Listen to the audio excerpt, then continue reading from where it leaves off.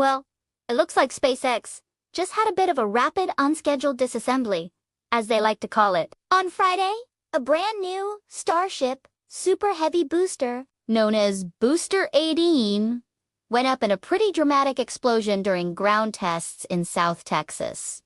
This wasn't just any booster. It was the very first of their upgraded Block 3 or V3 design, a big step forward for the Starship program. So, what exactly happened? The team was running a routine gas system pressure test at their Massey test site near Starbase. This is standard procedure to make sure the vehicle can handle the extreme pressures it'll face during flight. But at around 4 in the morning, local time, things went sideways. Live streams from independent space enthusiasts captured the moment the lower section of this massive 70-meter-tall booster just crumpled and blew apart. It sent a huge plume of gas and debris flying everywhere. The crazy part is, even after that violent explosion, the 20-story rocket somehow remained standing on the test stand. But when the dust settled, photos revealed a massive hole in the liquid oxygen tank and some serious structural damage to the back end.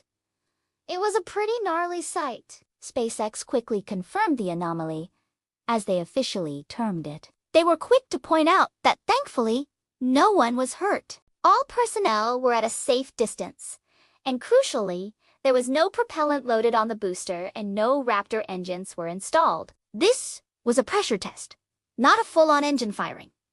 So, what caused it? Early analysis from both SpaceX and independent experts suggests the culprit was probably one of those composite overwrapped pressure vessels, or These are small tanks inside the booster that hold highly pressurized gas. It seems one of them failed, setting off a chain reaction that ultimately breached the main liquid oxygen tank. Think of it like a small balloon popping inside a much bigger balloon and causing the whole thing to burst. This is a pretty significant setback for Booster 18 was a key piece of their puzzle. It was supposed to be the booster for Flight 12 and was also meant to help get their new launch pad 2 up and running. Losing it means delays. The debut of this next-generation V3 architecture will now have to wait for a replacement, which will likely be Booster 19. They'll have to build it, test it, and move it to the pad, which all takes time. But let's put this in perspective. This is exactly how SpaceX operates. Their philosophy is to build, test, fly, and yes, sometimes fail, all in the open. They see these failures not as disasters, but as valuable learning opportunities. Every explosion, every anomaly, provides tons of data that they use to improve the next version. It's this rapid, iterative approach that has allowed them to develop rockets at a speed no one else can match. While a delay is never ideal, especially for a vehicle this critical for future Starlink deployments, deep space missions, and NASA's Artemis Moon program, it's part of the process. It's a tough break, for sure.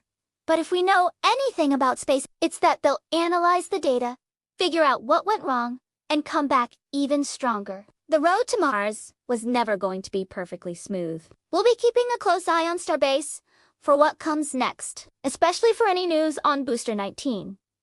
It's a reminder that rocket science is incredibly hard, but it's the perseverance through these setbacks that ultimately leads to success.